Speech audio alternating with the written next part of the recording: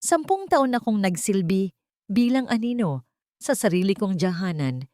Tinitiis ang bawat sampal ng panghihiya ni Doña Salvacion. Akala ko, sapat na ang pagiging mabuting asawa kay Crisanto. Ngunit sa isang gabi ng bagyo, ipinalit ako sa isang babaeng kasing level daw ng kanilang yaman. Itinapon ako sa kalsada na parang basurang walang silbi. Ang hindi nila alam, sa aking mga kamay nakasalalay ang hininga ng kumpanyang kinatatayuan nila. Ako si Liraya at magsisimula na ang aking pagbabalik. Kaya niyo bang harapin ang katotohanan kapag ang aliping minaliit niyo ang siyang magmamay-ari ng lahat? Anemomtong, huwag kang mag-alala ma. Pipirma siya. Wala na siyang ibang matutuluyan kundi ang bahay na ito, kaya wala siyang choice kundi sundin ako. To be honest, I'm so tired of her being so provincial. Isang pirasong papel lang ang kailangan natin para tuluyan na siyang mabura sa buhay ko at mapalitan ni Maureen. Ang boses ni Crisanto ay tila isang malamig na hininga ng kamatayan na dumaan sa siwang ng pinto ng kaniyang silid-aklatan. Walang galit, walang sigaw, kundi isang kaswal na pag-uusap na parang nagdedesisyon lamang kung anong lumang gamit ang dapat nang itapon sa basurahan. Sa labas ng pinto, nakatayo si Liraya na tila isang estatwang, unti-unting dinudurog ng bigat ng langit.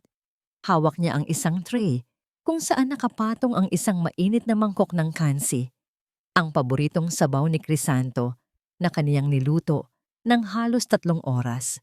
Ngayon ang kanilang ika-10 anibersaryo. Para sa espesyal na gabing ito, naglakad siya ng malayo patungo sa palengke upang makakuha ng pinakasariwang baka at tiniis ang init ng kalan sa kabila ng kanyang pagod mula sa paglilinis ng buong mansyon. Sa kanyang bulsa ay naroon ang isang maliit na rosaryo na gawa sa hiyas, isang simpleng regalo na pinag-ipunan niya mula sa kanyang maliit na allowance sa loob ng 1 taon. Ngunit ang init ng sabaw na dala niya ay tila naging yelo sa kanyang mga kamay. Naramdaman ni Liraya ang unti-unting panginginig ng kanyang mga daliri. Ang mga daliring may mga marka ng paso at kalyo dahil sa 10 taong pag-aalaga sa pamilyang Vallejos. Ang mangkok na kanyang hawak ay dahan-dahang tumagilid at ang mainit na sabaw ay humalik sa kanyang balat. Ngunit hindi niya naramdaman ang hapdi ng init. Mas matindi ang hapdi ng bawat salitang lumalabas sa bibig ng lalaking kaniyang minahal nang higit pa sa kaniyang sarili.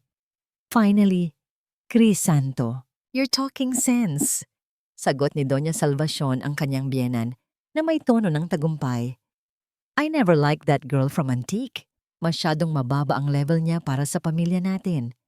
Make sure she signs it tonight bago pa malaman ng board of directors ang tungkol sa merger natin sa kumpanya ni Maureen. We don't need a liability like her in this family anymore. Nanatiling nakatitig si Liraya sa kahoy na pinto habang ang kaniyang pandinig ay tila nababalot ng isang nakabibinging katahimikan. Ang mansyong ito, na itinuring niyang tahanan at pinagsilbihan ng may buong katapatan, ay biglang naging isang malawak na libingan. Naalala niya ang lahat ng gabing hindi siya natulog para lamang alagaan si Crisanto noong ito ay may sakit. Ang lahat ng pangiinsultong nilunok niya mula kay Doña Salvacion para lamang mapanatili ang kapayapaan sa pamilya. Lahat ng sakripisyong yon, lahat ng pag-ibig na kanyang ibinigay ay binalewala lamang sa isang iglap dahil sa ambisyon at isang bagong babae. Dahan-dahang binitiwan ni Liraya ang tray sa sahig. Walang malakas na tunog ng pagkabasag, tila pati ang mga bagay sa paligid niya ay nakikidalamhati sa kaniyang pagkasira. Ang sabaw ay dahan-dahang kumalat sa mamahaling carpet. Tila isang mantsa na hindi na kailanman mabubura, gaya ng sakit na ngumangat-ngat sa kaniyang kaluluwa. Tiningnan niya ang kaniyang mga kamay na naging magaspang sa paglalaba ng mga damit ni Crisanto, mga kamay na kailanman ay hindi nakatanggap ng pasasalamat, kundi pangungutya lamang. Isang matalim na kirot ang gumuhit sa kaniyang dibdib, isang pakiramdam na tila may libu-libong karayom na tumutusok sa kanyang puso ng sabay-sabay. Gusto niyang sumigaw, gusto niyang pumasok sa loob at itanong kung bakit. Ngunit ang kanyang lalamunan ay tila barado ng mapait na apdo. Ang kanyang paningin ay lumabo dahil sa mga luhang pilit niyang pinipigilan, ngunit walang patak na lumabas. Masyadong malalim ang sugat para sa luha. Sa gitna ng kadiliman ng hallway, tila nakita niya ang kanyang sarili. 10 taon na ang nakalilipas. Isang masayahing dalaga mula sa probinsya na puno ng pangarap. Ngayon, ang tanging natitira ay isang anino na wala ng pag-aari. Isang babaeng itinapon bago pa man magsimula ang gabi ng kaniyang anibersaryo. Ganito na lang ba ang lahat? Ang lahat ng unos na sinuong ko para sa pamilyang ito. Ang lahat ng bahanang luha na aking tinago.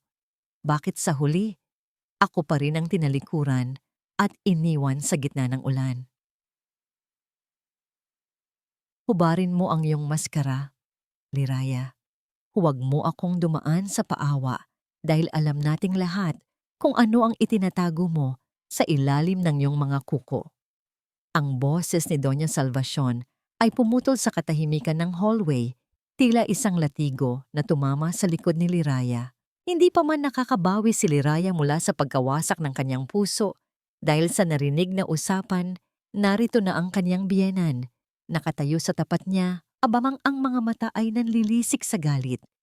Isang galit na alam ni Liraya na hindi totoo, kundi isang bahagi ng isang masamang palabas. Maanong nangyayari? Tanong ni Crisanto na lumabas na rin sa silid. Ngunit sa halip na lapitan ang asawang nakatayo sa gitna ng tumapon na sabaw, ay tumabi ito sa kanyang ina. Ang kanyang mukha ay balot ng pagkasuklam. Tila ba ang dumi sa sahig ay hindi ang sabaw na niluto ni Liraya, kundi si Liraya mismo. Nawawala ang aking brilyanteng kwintas, Crisanto, ang pamana pa ng iyong lola. Sigaw ng matanda na sapat na ang lakas upang marinig ng lahat ng katulong na nagsimula nang magsipaglabasan mula sa kanilang mga silid. At huling nakita ang babaeng ito na pumasok sa aking silid kanina bago siya magkunwaring nagluluto ng anibersaryo ninyo.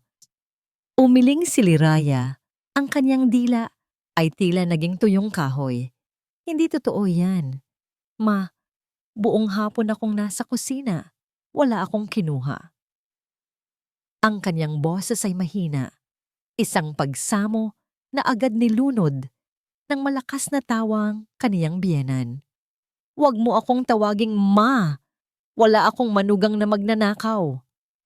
Mabilis na lumingon si Doña Salvacion kay Marites, ang katulong na palaging nagmamasid sa bawat galaw ni Liraya.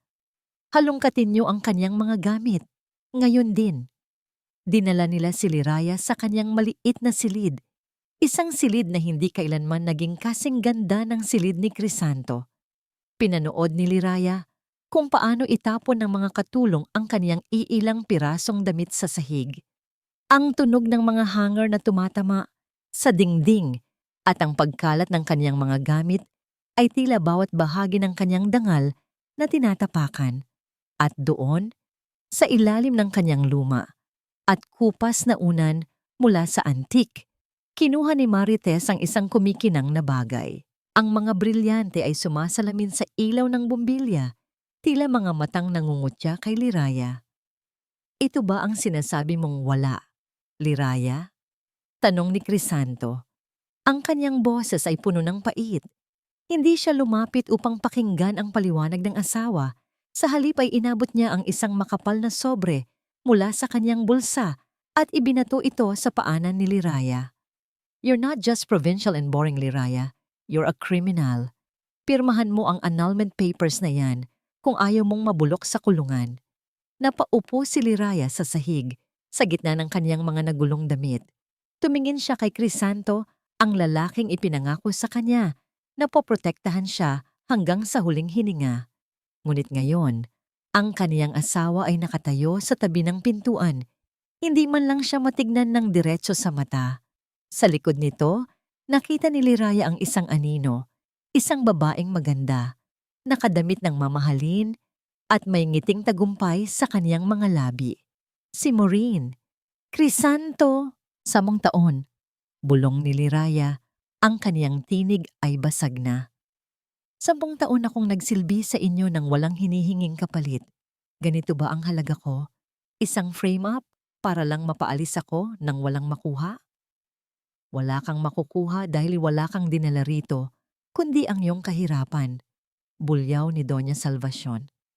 Lumayas ka na. Ngayon din, isama mo ang iyong mga basahan at wag na wag ka nang magpapakita sa amin. Hinila si Liraya ng 2 security guard sa kanyang mga braso. Ang higpit ng kanilang pagkakahawak ay nag-iwan ng mga pulang marka sa kanyang balat.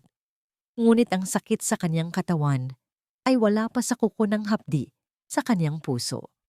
Kinaladkad nila siya palabas ng mansyon, dumaan sa harap ng lahat ng mga katulong na dati ay tinutulungan niya sa kanilang mga problema. Ngunit ngayon ay nakatingin sa kanya nang may panghuhusga at bulong-bulungan. Pagdating sa malaking gate ng mga balehos, marahas nila siyang itinulak palabas. Kasabay nito ang biglang pagbuhos ng malakas na ulan. Tila ang langit mismo ay hindi na rin nakayanan ang bigat ng kawalang katarungan.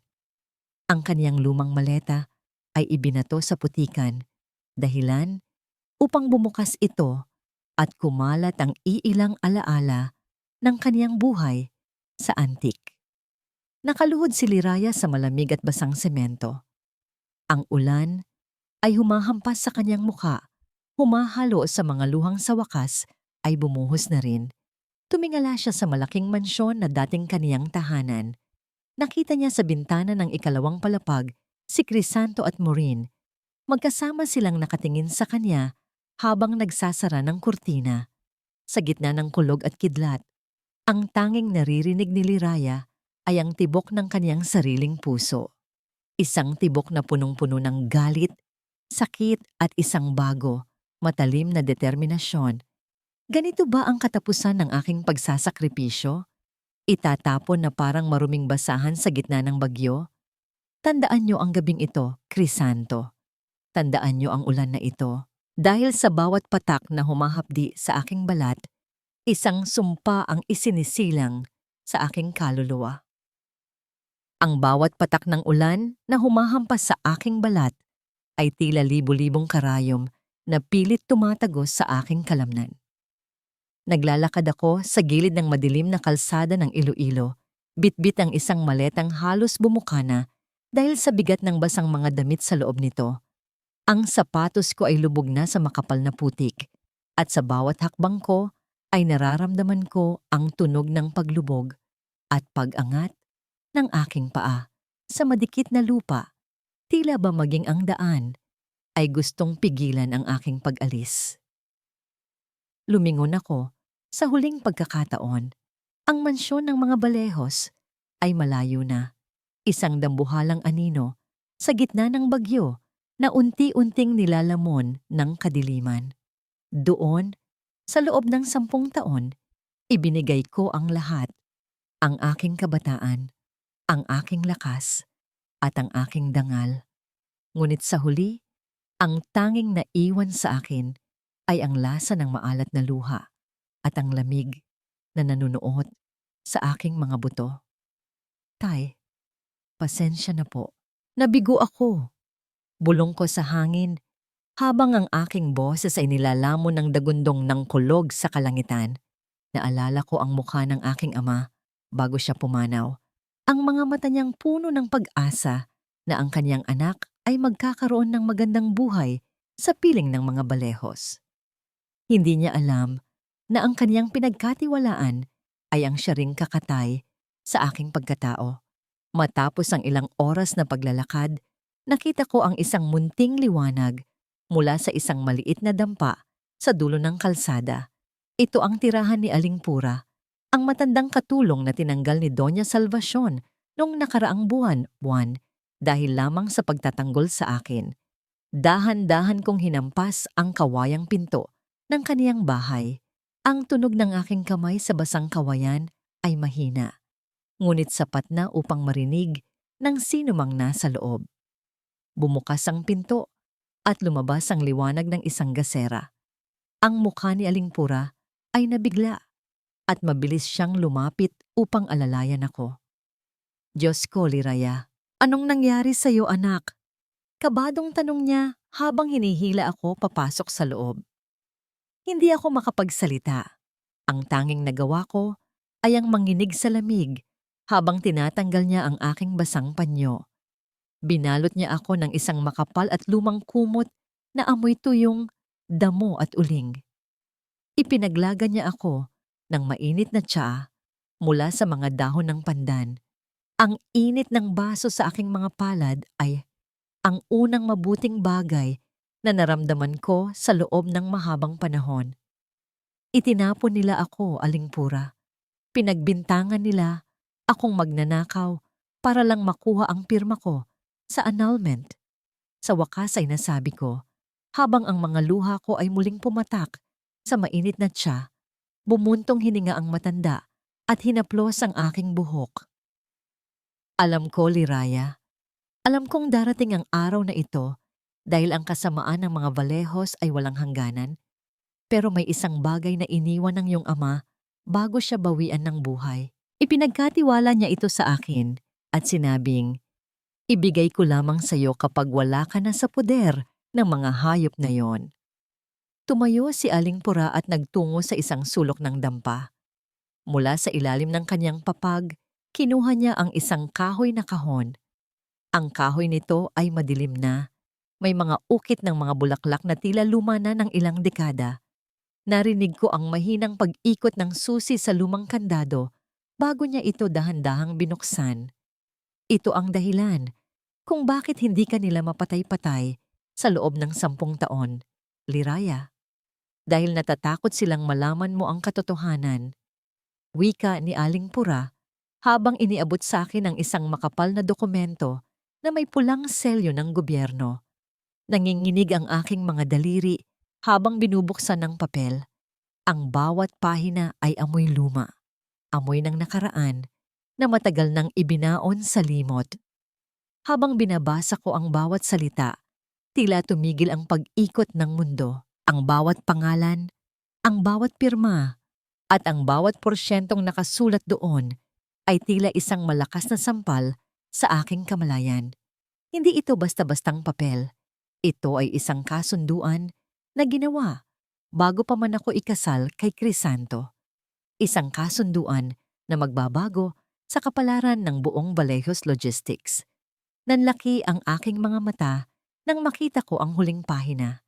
Sa ilalim ng pangalan ng aking ama, nakasulat ang aking pangalan bilang nag-iisang tagapagmana ng isang bagay na mas malaki pa sa mansyong pinagtabuyan sa akin. Tay, bakit hindi niyo sinabi? Bulong ko. Habang ang aking puso ay nagsimulang tumibok ng mabilis, hindi dahil sa takot, kundi dahil sa isang matinding pag-asa na unti-unting bumabangon mula sa abo ng aking pagkatao. Tumingin ako sa dokumento, sa pulang selyo na tila isang bukas na sugat na handa ng maghilom. Ngayon, naiintindihan ko na ang lahat. Ang 10 taon ng pagtitiis ko ay hindi pala dahil sa kahinaan, kundi dahil sa isang sikretong hindi ko alam na hawak ko. Hindi ka isang hamak na pulubi, Lira. Sa katunayan, ikaw ang nagpapakain sa pamilyang nagtapon sa iyo sa gitna ng ulan. Ang mga salitang yon mula kay attorney. Arvin ay tila isang malakas na kulog na yumanig sa aking buong pagkatao. Nakaupo ako sa tapat niya sa loob ng maliit na dampa ni Aling Pura. Ang tanging naghihiwalay sa amin ay isang lumang lamesang kawayan at sa ibabaw nito ay nakalatag ang mga dokumentong naglalaman ng katotohanang 10 taon kong hindi nalaman. Sino ang mag-aakala? Ang lalaking kaharap ko ngayon na nakasuot ng plansadong Amerikana at may bitbit na mamahaling leather briefcase ay ang huling taong inaasahan kong makikita sa liblib na lugar na ito. Si Attorney Arvin ay ang matapat na abogado ng aking ama, si Inhinyero Montelibano. Matagal na siyang naghahanap sa akin, Ngunit palagi siyang hinaharang ng mga tauhan ni Doña Salvacion sa mansyon. Tiningnan ko ang aking mga kamay na nakapatong sa lamesa. Nanginginig ang mga ito. Hindi na dahil sa lamig ng ulan sa labas, kundi dahil sa halo-halong emosyong sumasakal sa aking dibdib. Ang dulo ng aking daliri ay dahan-dahang humaplos sa pirma ng aking ama sa ilalim ng dokumento. Ramdam ko ang kapal ng tinta. Tila ba sa bawat ukit ng kanyang pangalan ay nararamdaman ko ang kanyang presensya, ang kanyang mga yakap na amoy langis ng makina at ang kanyang mga pangakong hindi niya ako kailanman pababayaan. Ito ang huling habilin ng iyong ama, Liraya. Pagpapatuloy ni Arvin. Ang kanyang boses ay kalmado, ngunit puno ng awtoridad. Noong dumanas ng matinding krisis ang Vallejo's Logistics, 20 taon na ang nakalilipas, ang iyong ama ang nagligtas sa kanila. Hindi lamang ang kaniyang talino bilang inhinyero ang ibinigay niya, kundi ang lahat ng kaniyang naipon. Bilang kapalit, binigyan siya ng 51% ng mga shares sa kumpanya. 51%? Bulong ko. Ang boses ko ay tila galing sa ilalim ng lupa. Ibig sabihin, ang iyong ama, ang tunay na may-ari ng kumpanya. At ayon sa kanyang trust agreement, ang lahat ng yon ay mapupunta sa iyo sa oras na matapos ang 10 taon ng iyong kasal o kung sakaling magkaroon ng pagtataksil o pang-aabuso mula sa panig ni Crisanto. Tumingin ng diretso sa akin si Arvin. Ang kaniyang mga mata ay puno ng simpatiya ngunit may halong determinasyon. Hinintay ng iyong ama ang pagkakataong ito dahil alam niyang sa sandaling malaman ng mga Vallejos ang katotohanan noong nabubuhay pa siya, gagamitin ka lang nila. Gusto niyang mahalin ka nila dahil sa kung sino ka, hindi dahil sa perang dala mo.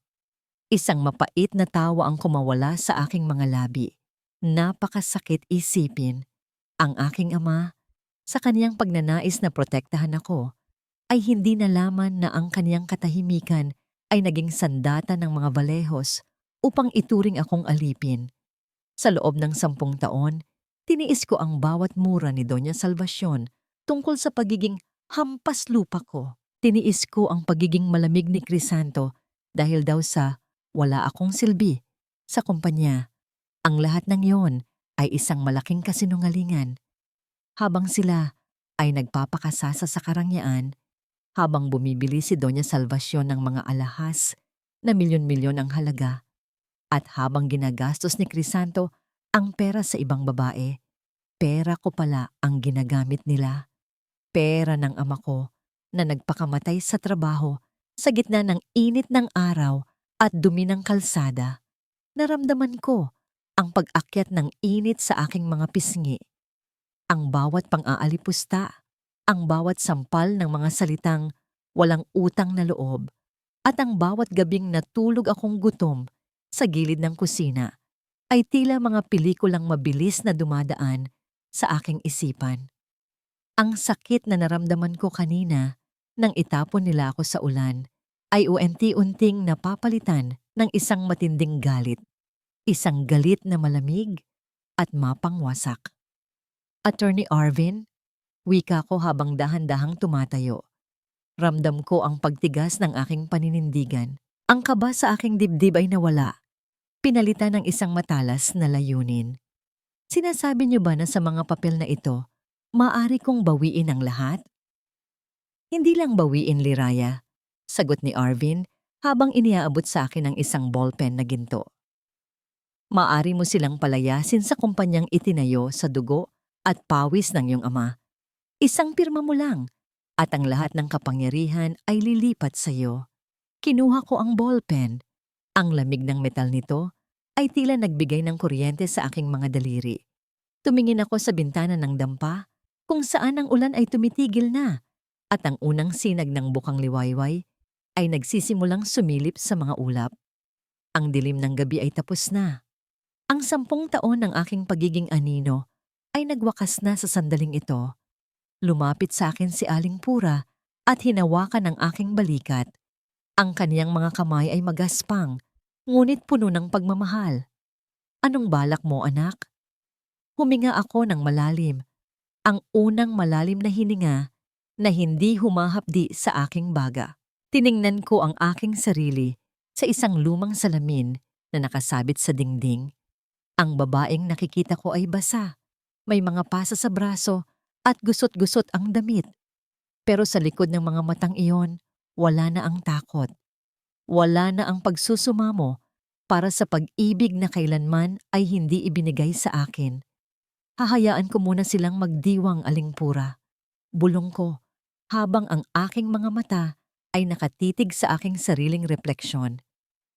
Hahayaan ko silang isipin na nagtagumpay silang sirain ako. Hahayaan ko silang lasapin ang bawat sandali ng kanilang kasinungalingan. Ibinaba ko ang ballpen sa ibabaw ng dokumento. Hindi ko muna ito pipirmahan dito sa loob ng dampa. Pipirmahan ko ito sa harap nila. Pipirmahan ko ito sa mismong silid kung saan nila ako hinusgahan. Hindi na ako ang liraya na tinalikuran nila sa gitna ng bagyo. Wika ko ng may buong katatagan. Mula sa sandaling ito, sisiguraduhin kong sa bawat sentimong kinuha nila, sa bawat luhang pumatak sa aking mga mata, at sa bawat dangal na tinapakan nila, magbabayad sila. At ang pagbabayad na yon ay magsisimula sa aking pagbabalik. Tumalikod ako at tumingin kay Attorney Arvin. Ihanda niyo ang lahat ng kailangang dokumento, Arvin. Gusto ko ang bawat ari-arian, ang bawat kumpanya, at maging ang mansyong tinitirhan nila ay mapatunayan na sa akin nakapangalan. At sa darating na stockholders meeting, gusto ko ring nandoon ka. Ngumiti ng bahagya si Arvin, isang namangiting tila nakakita ng isang reyna na muling nabuhay mula sa kaniyang pagkakaidlip. Gagawin ko ang lahat ng iyong nais, Madam President. Paglabas ko ng dampa, ang sariwang hangin pagkatapos ng bagyo ay dumampi sa aking mukha. Hindi na ako nanginginig. Sa katunayan, pakiramdam ko ay naglalaban ng apoy at yelo sa loob ng aking katawan. Ang liraya na nangarap lamang ng isang simpleng pamilya ay patay na. At ang babaeng papalit sa kanya ay isang bagyo na hindi nila kayang pigilan. Ang amoy ng lavender at mainit na singaw ng tubig mula sa mamahaling bathtub ay tila yumakap sa aking pagod na katawan. Unti-unting tinutunaw ang lamig at pait ng mga nakalipas na araw. Sa loob ng isang pribadong suite, sa pinakamataas na palapag ng isang kilalang hotel sa Iloilo, isang lugar na lihim na ipinangalan sa aking ama, narito ako upang simulan ang aking pagbabagong anyo. Nakaupo ako sa harap ng isang malaking salamin. Suot ang isang puting silk robe na ang lambot ay hindi pa kailanman nadama ng aking balat. Sa aking paligid ay ang mga pinakamahuhusay na stylist na inupahan ni Attorney Arvin. Habang maingat na inaayos ng isang babae ang aking buhok na dati laging nakatali lamang ng mumurahing goma, ibinababa ko ang aking paningin sa aking mga kamay. Isang manicurist ang kasalukuyang nagpupunas ng mamahaling lotion sa aking mga daliri. Tiningnan ko ang mga kalyo sa aking palad, mga bakas ng pagbubuhat ng mabibigat na kaldero, ng pagkayod sa sahig ng mansyon ng mga Valejos, at ng mga gabing naglaba ako ng mga maruruming damit ni Crisanto. Nang subukan ng manicurist na kiskisin ang mga ito, dahan-dahan kong inilayo ang aking kamay. Huwag mong tanggalin lahat. Mahina kong pakiusap. Ang aking boses ay kalmado, ngunit may diin. Gusto kong manatili ang ilan sa mga markang yan para sa tuwing hahawakan ko ang panulat para kunin ang lahat ng sakin, maaalala ko kung bakit ko ito ginagawa. Napatingin ang manicurist sa akin ng may paggalang at tumango bago ipinagpatuloy ang pag-aayos sa aking mga kuko. Pinipintahan ito ng isang malalim at matapang na kulay pula. Ito ang kulay ng bagong liraya. Hindi na ang maputlang asawa na laging nakayuko, kundi ang babaeng handang sunugin ang mga taong umabuso sa kaniyang kabaitan.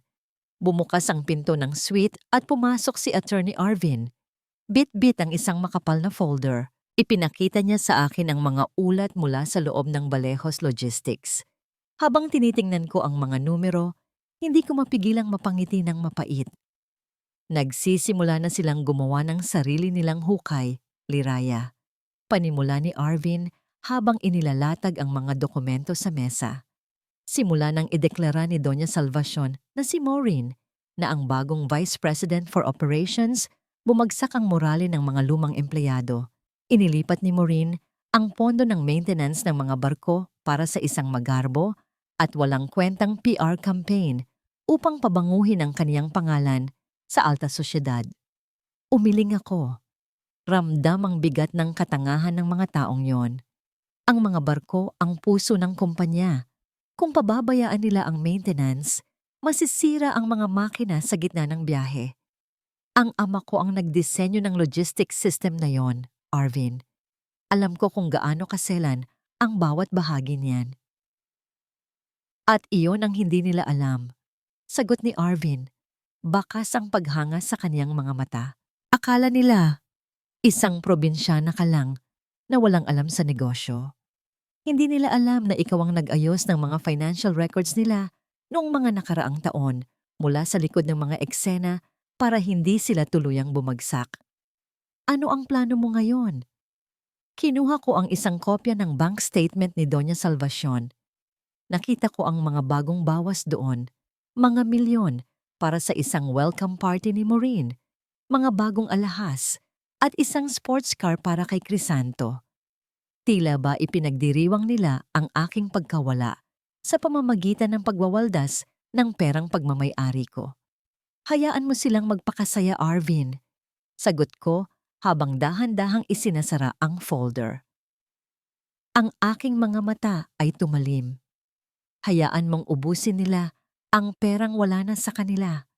Gusto kong umabot sila sa punto kung saan kailangan nilang lumuhod para lang makakuha ng pambili ng pagkain. Sa susunod na business gala ng kumpanya, doon ako magpapakita. At doon, ipapaalala ko sa kanila kung sino ang tunay na nagmamay-ari ng hangin na kanilang nilalanghap. Pagsapit ng gabi, umalis na ang mga stylist at si Arvin na iwan akong mag-isa sa malawak at tahimik na silid. Ang tanging ilaw na nagmumula sa labas ay ang kinang ng mga ilaw ng syudad ng Iloilo. Isang syudad na dati ay kinatatakutan ko, ngunit ngayon ay unti-unting sumusuko sa aking mga paa. Nakatayo ako sa harap ng bintana, pinagmamasdan ng aking refleksyon.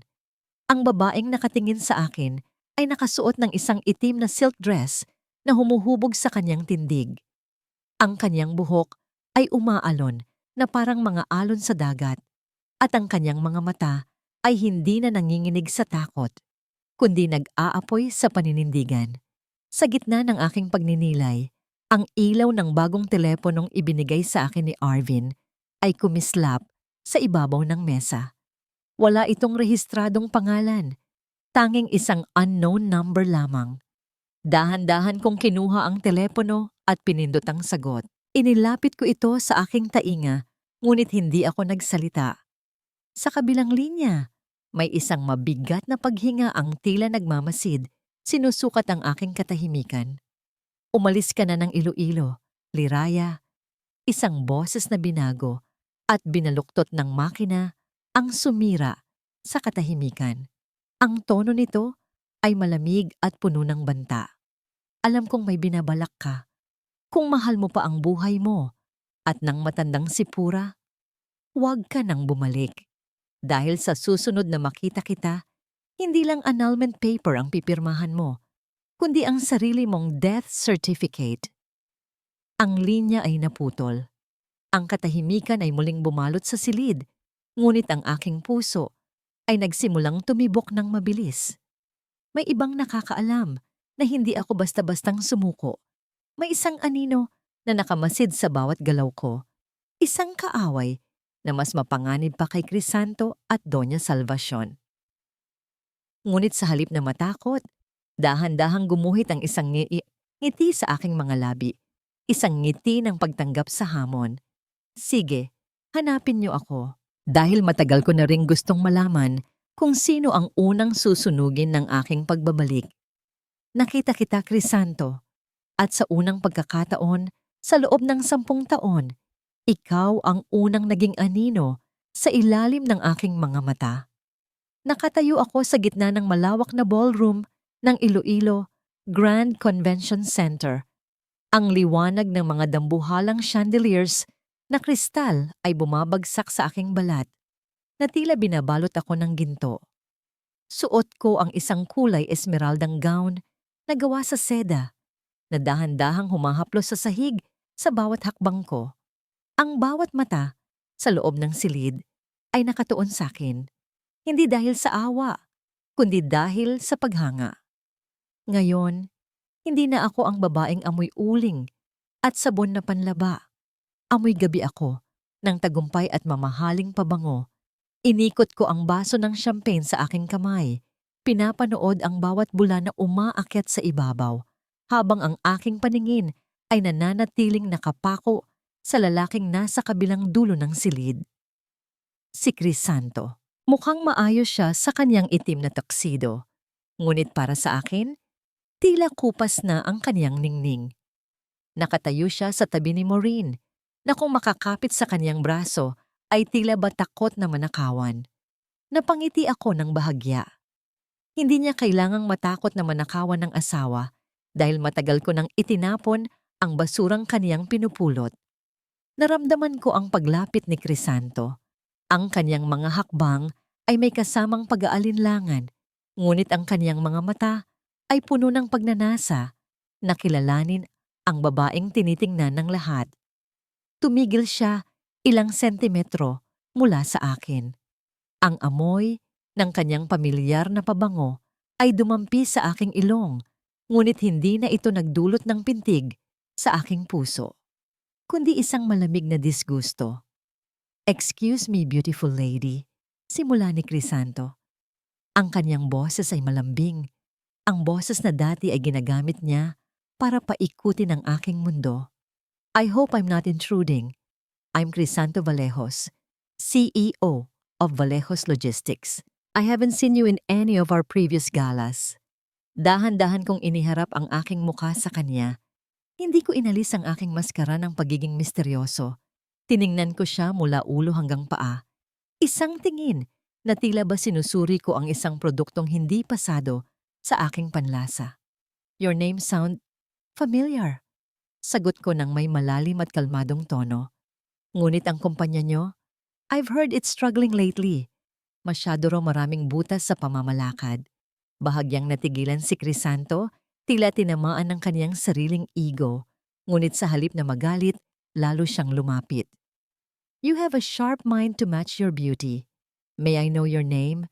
You speak like someone who knows the industry inside and out." Inabot ni Crisanto ang kaniyang kamay, tila naghihintay na hawakan ko ito. Tiningnan ko ang kaniyang palad.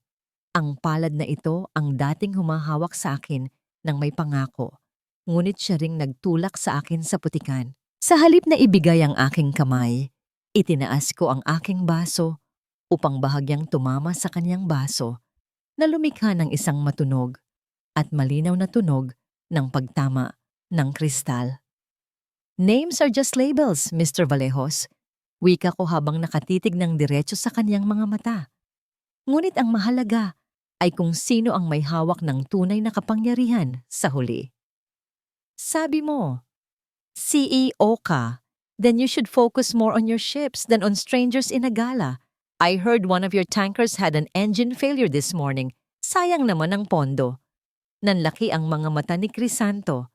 Ang balitang yon ay hindi pa dapat lumalabas sa publiko.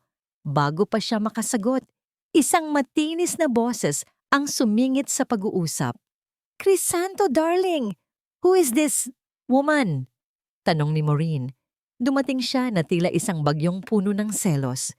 Tiningnan niya ako mula ulo hanggang paa. Pilit na hinahanap ang anumang kapintasan, ngunit bigo siyang makakita ng kahit isa. "She's just a guest, Maureen," sagot ni Crisanto, ngunit hindi maalis ang kaniyang tingin sa akin. May kung anong pagkalito sa kaniyang mukha. Tila may pamilyar na anino siyang nakikita sa aking mga mata Ngunit hindi niya ito matukoy. Ngumiti ako kay Maureen, isang nangiting puno ng lason na binalot ng asukal.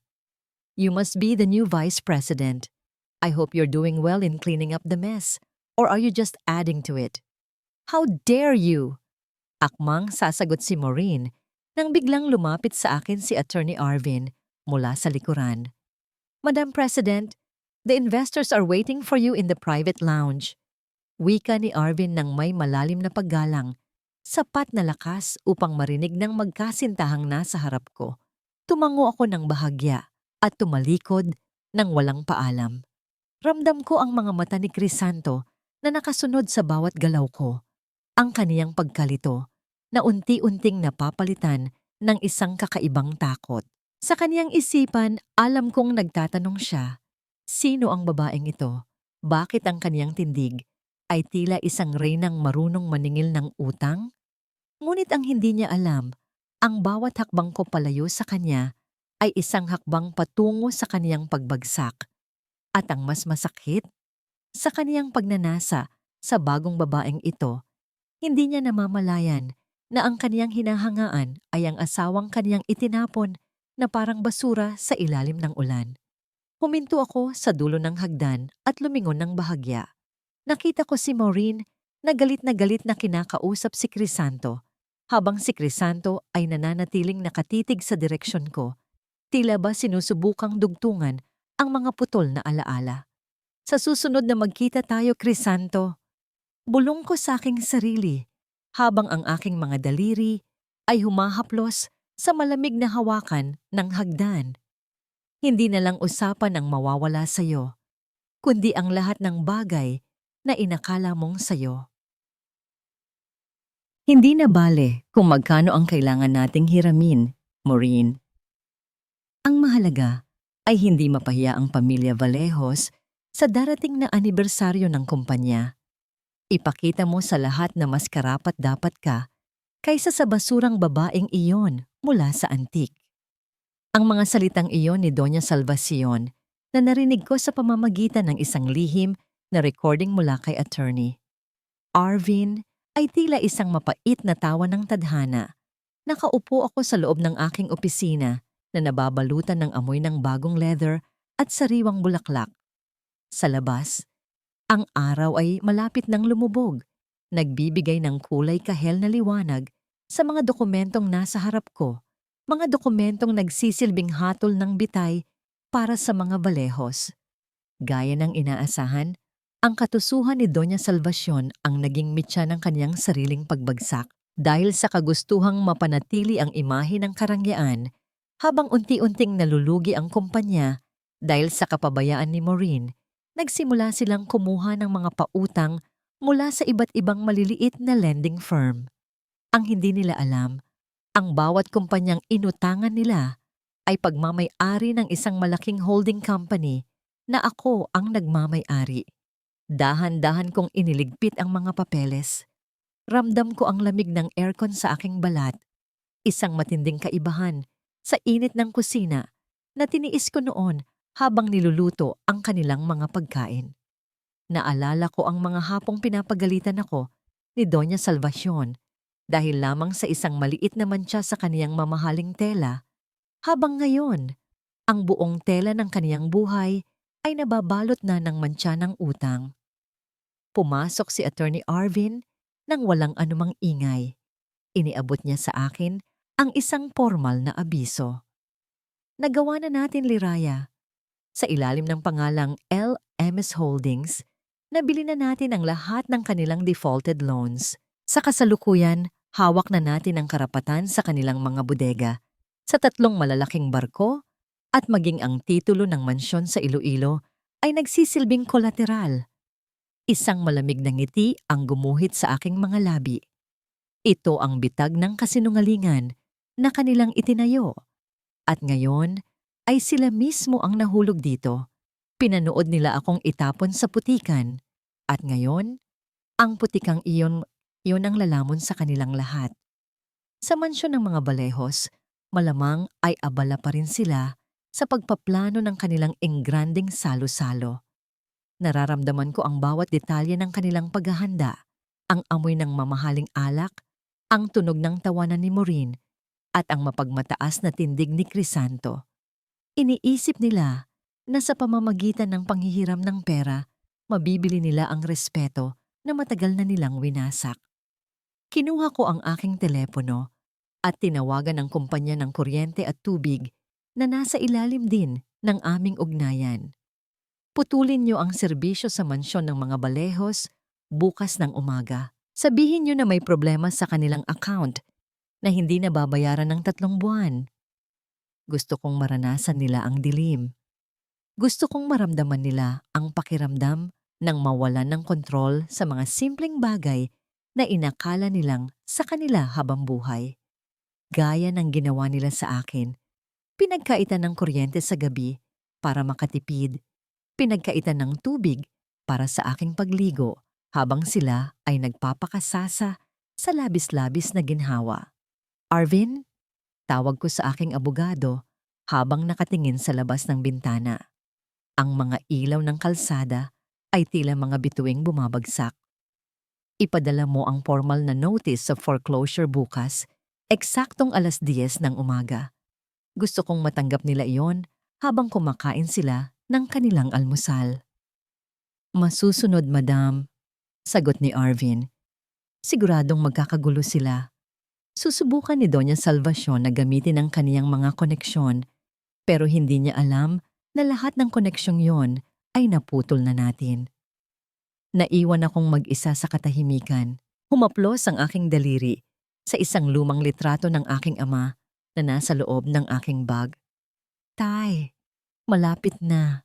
Ang mga kamay na itinulak ako sa ulan, ang mga kamay na yun din ang mga ngatog sa takot bukas. Ngunit sa gitna ng aking plano, isang hindi inaasahang kaba ang dumaan sa aking dibdib. Naalala ko ang boses sa telepono noong nakaraang gabi. Sino ang aninong yon? At bakit tila alam niya ang bawat hakbang ko? Hindi ko namamalayan na habang hinihigpitan ko ang bitag para sa mga Valejos, may ibang kamay na dahan-dahang humihila sa isang tali na hindi ko nakikita. Isang tali na maaaring magdala sa akin sa isang katotohanang mas mapait pa sa pagtataksil ni Crisanto. Dahan-dahan kong isinara ang mga ilaw sa aking opisina. Sa gitna ng dilim, ang tanging kumikinang ay ang pula kong mga kuko, tila mga patak ng dugo sa gitna ng gabi. Ganito na lang ba ang lahat? Isang laban kung sino ang mas mabilis mangwasak? O mayroon pa bang mas malalim na hukay na naghihintay sa akin sa dulo ng aking paghihiganti? Ngayong araw, formal kong idinedeklara na ang lahat ng kapangyarihan at desisyon sa Valejos Logistics ay nasa kamay na ni Maureen Alcantara. Wala na tayong kailangang alalahanin pa tungkol sa mga multo ng nakaraan, lalo na ang babaeng hamak na naging mantsa sa ating pangalan. Ang boses ni Doña Salvacion ay umalingaw-ngaw sa loob ng malawak na boardroom, puno ng pagmamayabang at kumpiyansa. Nakaupo siya sa gitna ng mahabang mesang gawa sa mahogany habang si Maureen ay nakatayo sa tabi niya. Suot ang isang pulang damit na tila sumisimbolo sa kaniyang inaakalang tagumpay. Si Crisanto naman ay nakasandal sa pader, may hawak na baso ng alak at may ngiting tila nakahinga na sa wakas mula sa isang mabigat na pasanin. Nakatayo ako sa labas ng pinto, naririnig ang bawat salita ng kanilang pagdiriwang. Ramdam ko ang lamig ng hawakan ng pinto sa aking palad. Isang lamig na tila gumagapang patungo sa aking puso. Naalala ko ang lahat ng beses na pinatayo nila ako sa likod ng pintong ito habang nagmi-meeting sila, na tila ba ang presensya ko ay isang dumi na hindi dapat makita ng mga board members. Ngunit ngayon, hindi na ako ang babaeng nakayuko sa labas. Dahan-dahan kong itinulak ang pinto. Ang tunog ng pag-ikot ng bisagra ay bumasag sa kanilang tawanan at ang lahat ng mata ay sabay-sabay na napalingon sa direksyon ko. Ang bawat hakbang ko sa makapal na carpet ay tahimik, ngunit may bigat na tila yayanig sa buong gusali. Suot ko ang isang puting suit na kasing puti ng papel na magsisilbing hatol sa kanila. Sino ang nagpahintulot sa iyo na pumasok dito? Bulyaw ni Doña Salvacion habang tumatayo. Ang kanyang muka ay mabilis na namula sa galit. Security!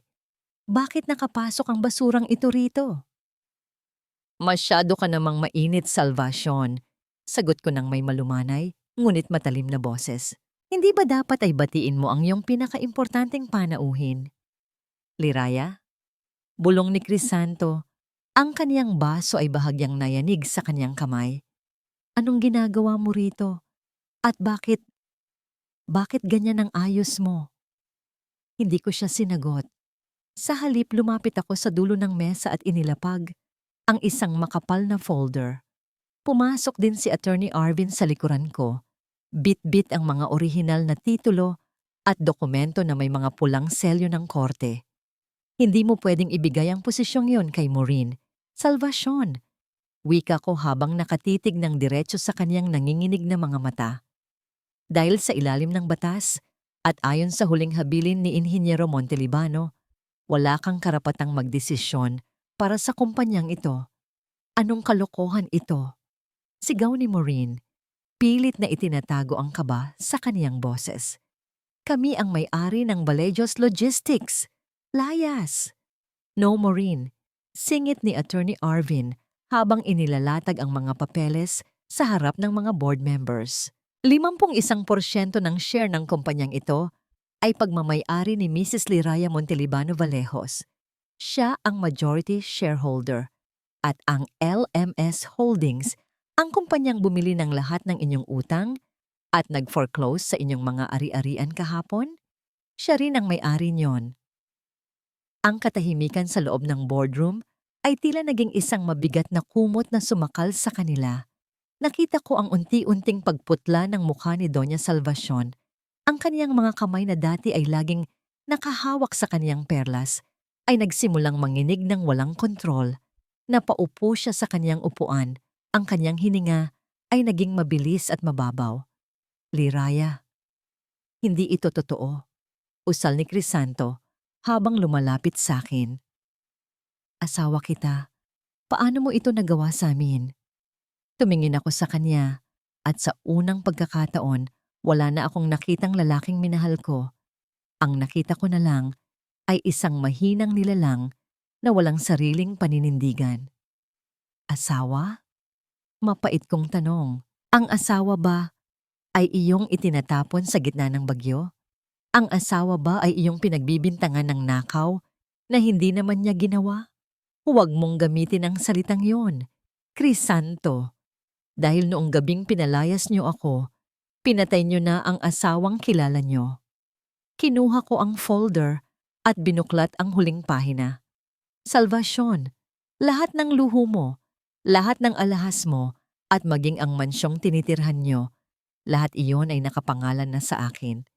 Mula sa sandaling ito, tinatanggalan ko kayo ng karapatan sa pamamahala. Maureen, maaari ka nang umalis. Hindi ka kailangan dito. At lalong hindi ka kailangan ng kumpanyang ito. Napasigaw sa galit si Maureen at akmang susugurin ako. Ngunit mabilis siyang nahawakan ng mga security na pumasok kasama ni Arvin. Hindi ito maaari. Magnanakaw ka, Liraya. Magnanakaw ka. Ang tunay na magnanakaw ay ang taong kumuha ng hindi sa kaniya. Sagot ko ng walang emosyon. At ang taong nagnakaw ng dangal ng iba. Napalingon ako kay Doña Salvacion na ngayon ay nakahawak na sa kanyang dibdib. Ang kanyang mga mata ay nanlilisik pa rin sa galit, ngunit wala na siyang magawa. Ang kaniyang kapangyarihan ay naglaho na parang usok sa harap ng katotohanan. Liraya. Tawag muli ni Crisanto. Ang kanyang boses ay puno ng pagsusumamo. Pag-usapan natin ito.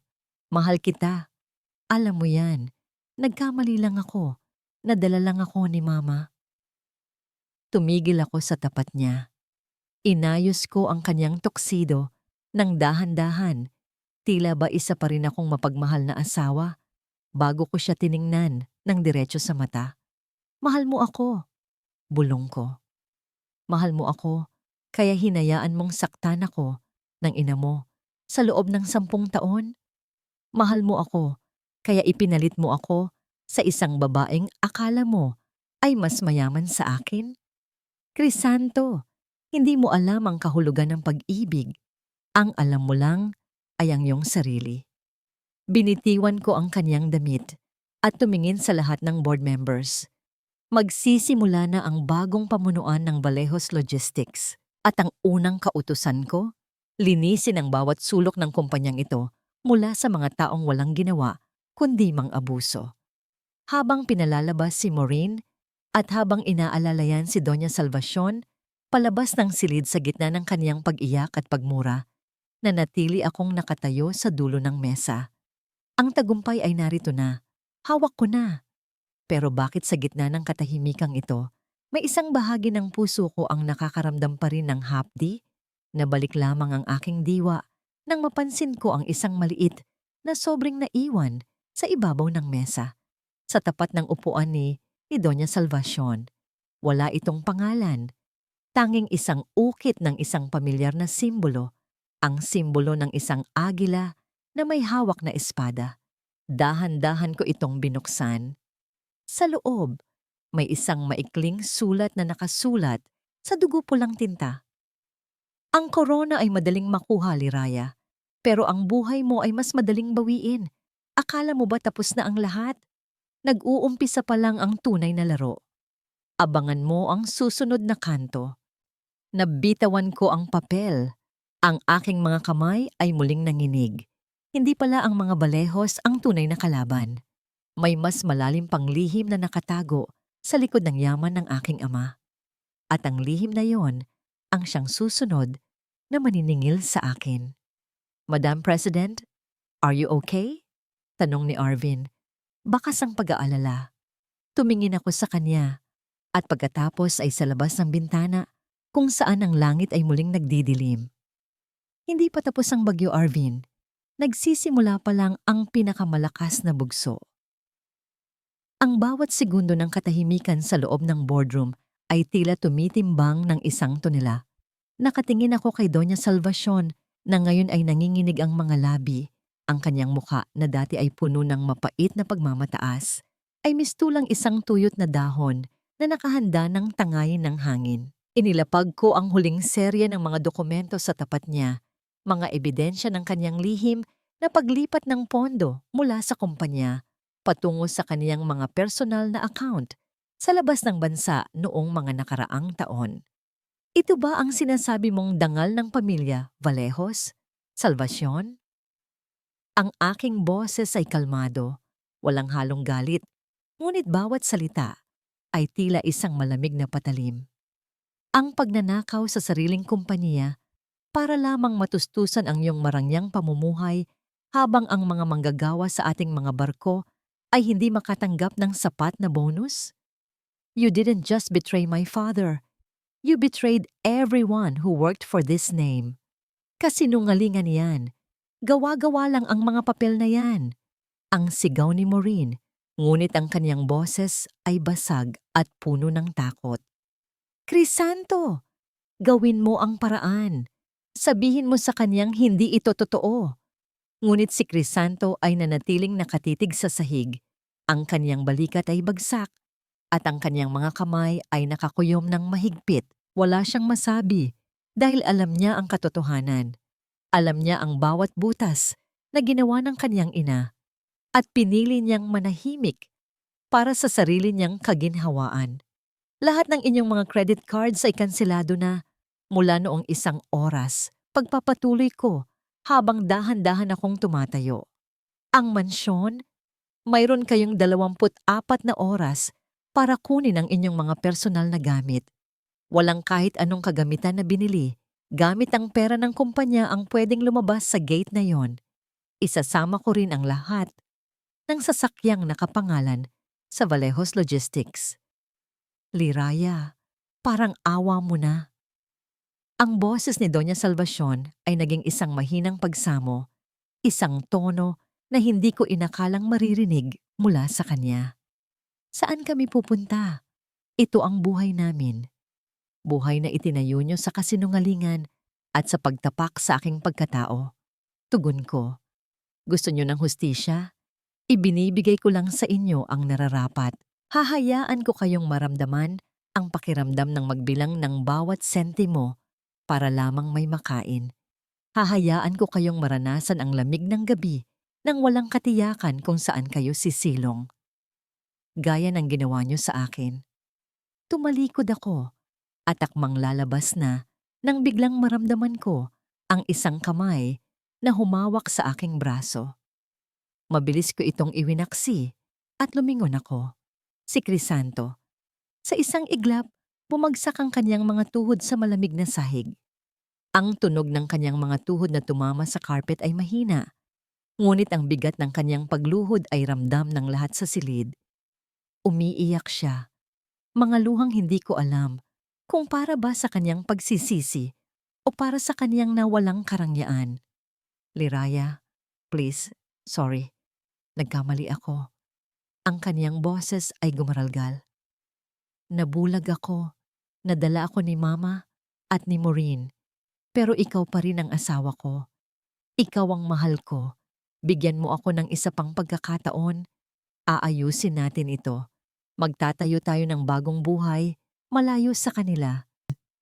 Tiningnan ko siya mula sa kaniyang nanginginig na mga balikat hanggang sa kaniyang mga matang puno ng pagsusumamo. Naalala ko ang gabing kinaladkad ako ng mga guard palabas habang siya ay nakatingin lamang sa bintana. Naalala ko ang bawat 10 taon na hindi ko naramdaman ang kaniyang proteksyon. Bumangon ka dyan, Crisanto. Malamig kong wika. Nagmumukha kang kaawa-awa pero wala akong nararamdamang kahit anong awa para sa iyo. Ang pagmamahal ay hindi isang bagay na pwedeng mong bawiin kapag wala ka na sa posisyon. Ang pagkakataong sinasabi mo, ibinigay ko yon sa iyo sa loob ng 10 taon. 10 taon akong naghintay na piliin mo ako. Pero bawat araw, pinapatay mo ang pag-asa sa puso ko. Liraya, gagawin ko ang lahat. Ang kaniyang sigaw habang pilit na inaabot ang dulo ng aking damit. Ang tanging magagawa mo ngayon ay ang tanggapin ang kahihinatnan ng iyong mga desisyon. Sagot ko, habang dahan-dahang humahakbang palayo. Ang asawang pinatay niyo noong gabing iyon sa ilalim ng ulan ay hindi na kailanman babalik. Masanay ka nang matulog sa dilim, Crisanto, dahil ang liwanag na inaasahan mo ay matagal mo nang pinatay. Lumabas ako ng boardroom nang hindi na muling lumingon. Sa likuran ko, narinig ko ang paghisterya ni Maureen at ang mahinang paghikbi ni Salvacion. Ang bawat hakbang ko sa hallway ay tila isang paglaya. Ngunit sa aking bulsa, naroon pa rin ang liham na may pulang tinta. Isang paalala na ang tunay na kalaban ay hindi pa lubusang nagpapakita. Sa dulo ng hallway, nakita ko si Attorney Arvin na naghihintay. May hawak siyang isang susi. Ang susi ng aking bagong opisina at marahil ang susi ng aking bagong buhay. Nakaalis na sila, Madam President. Balita ni Arvin. Ano ang susunod nating hakbang? Ihanda ang audit para sa susunod na buwan. Sagot ko habang pinagmamasdan ang bukana ng gusali kung saan ang mga tao ay nagsisimula nang bumalik sa trabaho. Gusto kong simulan ang pagbabago sa kumpanyang ito mula sa ibaba. At Arvin, hanapin mo kung sino ang nagpadala ng liham na yon. Hindi ako papayag na may aninong mananatili sa likuran ko. Nakatayo ako sa gitna ng malawak na port ng Iloilo, pinagmamasdan ang dambuhalang barko na may pangalang Liraya 1. Ang amoy ng dagat, ang alat ng hangin, at ang tunog ng malalaking kadena na humihila sa mga kargamento ay tila isang musika sa aking pandinig. Hindi na ito ang kumpanyang pinatatakbo ng takot at kasakiman. Ngayon, ang Balejos Montelibano Logistics ay naging simbolo na ng pag-asa para sa mga manggagawang dati ay itinuturing lamang na mga numero. Madam President, nandito na po siya. Mahinang wika ni Arvin sa aking likuran. Dahan-dahan akong lumingon. Sa harap ng gate ng aming main office, nakatayo ang misteryosong lalaki na nagpadala ng mga puting rosas. Hindi siya mukhang banta.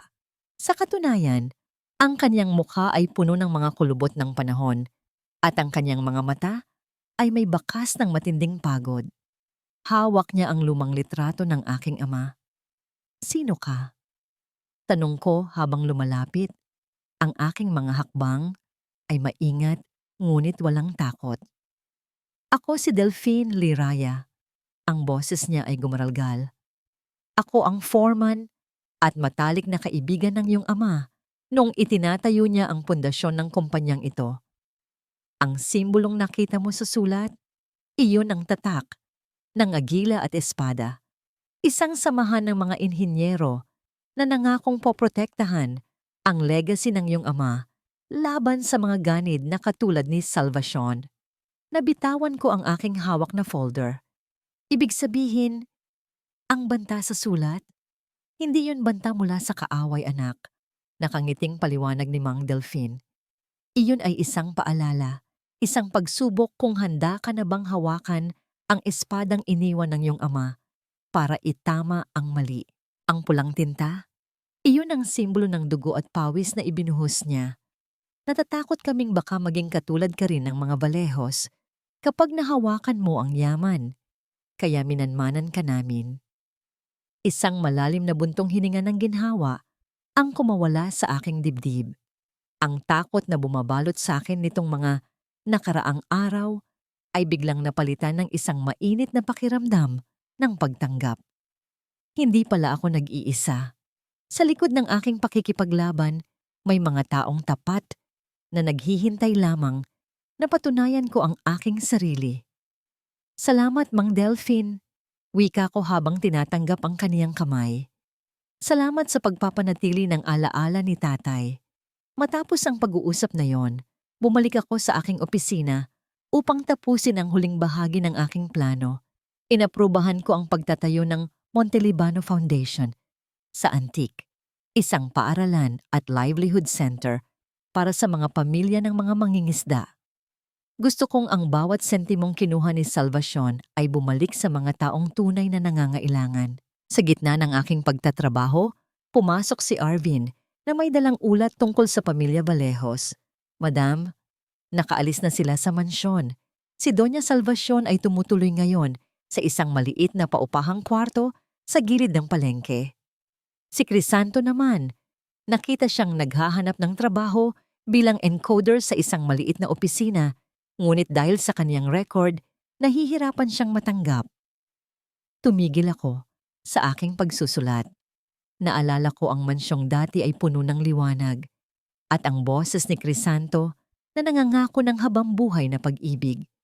Ngunit ang mga alaalang iyon ay tila mga pahina na ng isang lumang libro na wala na akong balak muling basahin. "Hayaan mo sila, Arvin," payapa kong sagot. Ang karma ay hindi laging dumarating sa anyo ng kidlat.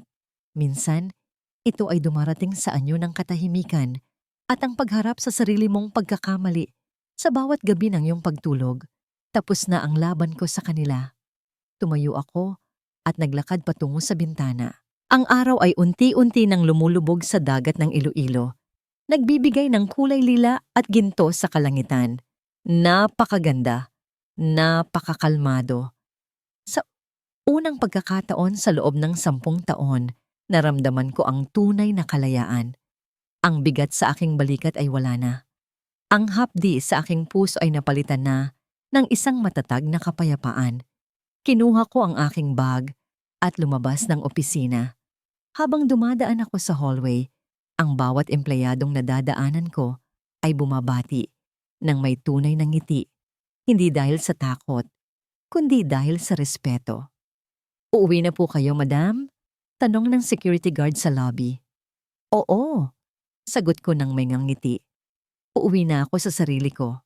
1 taon na ang lumipas mula nang huling beses kong naramdaman ang hapdi ng ulan sa aking mga pisngi. Ngayon, nakatayo ako sa balkonahe ng aming bagong office building sa Antique. Habang ang hangin ay amoy asin at kalayaan.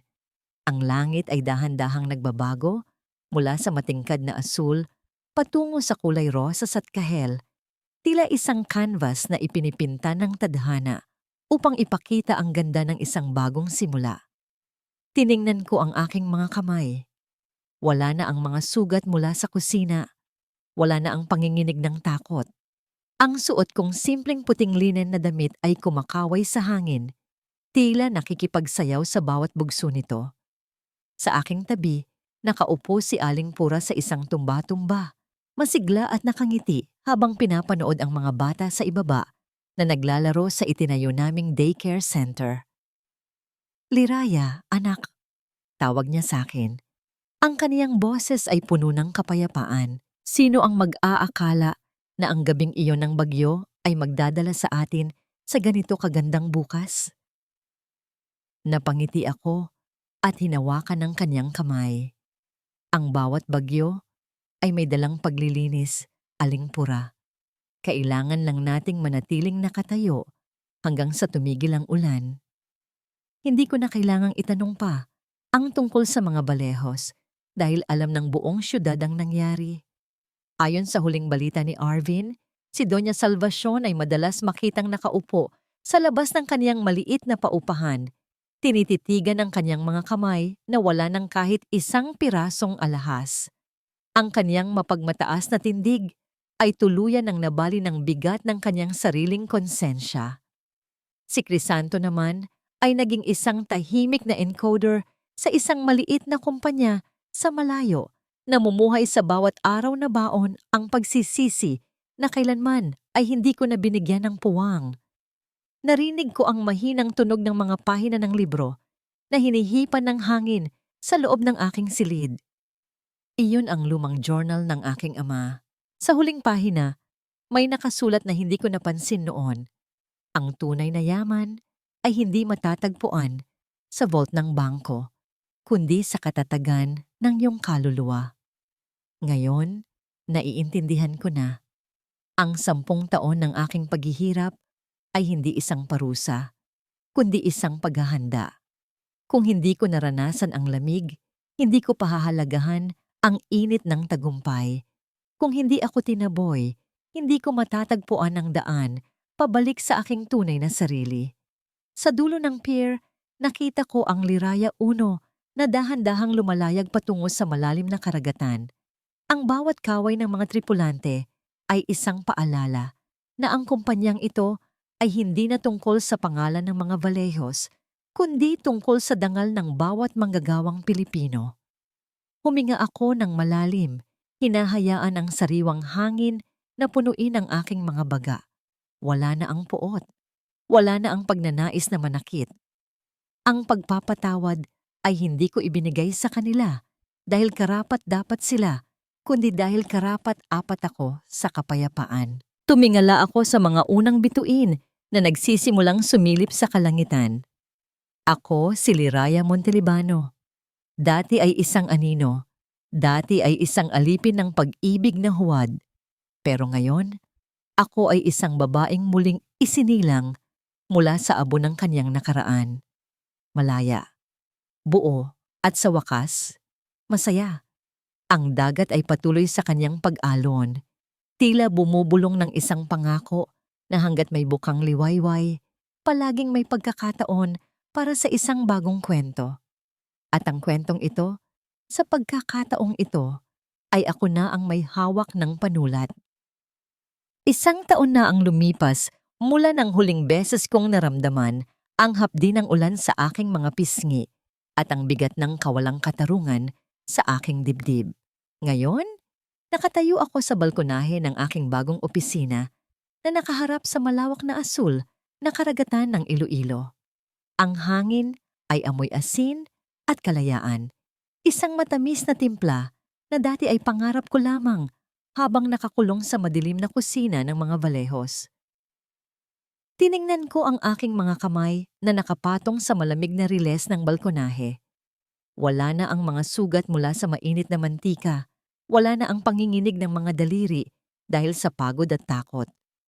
Ang suot kong puting silk na blusa ay dahan-dahang hinahaplos ng hangin. Tila isang banayad na paalala na ang lahat ng bagyo ay may katapusan. Sa ilalim ng aking pamumuno, ang Valegios Montelibano Logistics ay hindi lamang naging pinakamalaking kumpanya sa rehiyon. kundi naging kanlungan din ng mga manggagawang dati ay walang boses. Mga taong katulad ko na nangarap lamang ng disenteng buhay. Madam Liraya, narito na po ang ulat para sa scholarship program sa Antique. Mahinang wika ni Attorney Arvin habang dahan-dahang pumapasok sa silid. Ang kanyang boses ay puno ng respeto, isang pagkilalang hindi binili ng pera, kundi pinaghirapan ko sa pamamagitan ng katapatan. Salamat, Arvin. Ilapag mo na lang dyan. Sagot ko ng may tipid na ngiti. Kamusta ang balita sa kabila? Alam ko na hindi ko na kailangang magtanong, ngunit bahagi ng aking paghilom ang malaman na ang hustisya ay ganap na nais sa katuparan. Huminga ng malalim si Arvin. Si Doña Salvacion ay nananatili sa isang maliit na paupahan sa gilid ng syudad.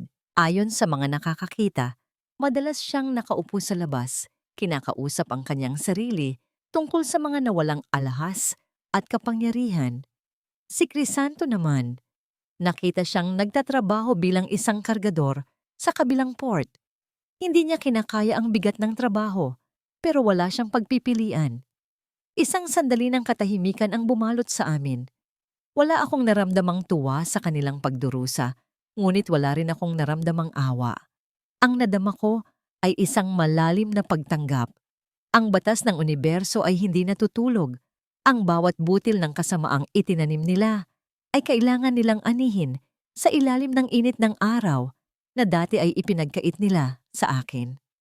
Sige na, Arvin. Maaari ka nang magpahinga. Wika ko. Nang muli akong mag-isa, kinuha ko ang isang maliit na kwintas mula sa aking bulsa. Hindi ito ginto, hindi rin ito brilyante. Ito ay ang simpleng rosaryo na gawa sa kahoy na pagmamay-ari ng aking ama. Hinaplos ko ang bawat butil nito at sa bawat paghipo ko ay tila nararamdaman ko ang kaniyang presensya. Isang bulong sa hangin na nagsasabing, "Proud ako sa iyo, anak." Hindi ko na kailangang maghanap ng bagong pag-ibig upang makaramdam ng pagkabuo.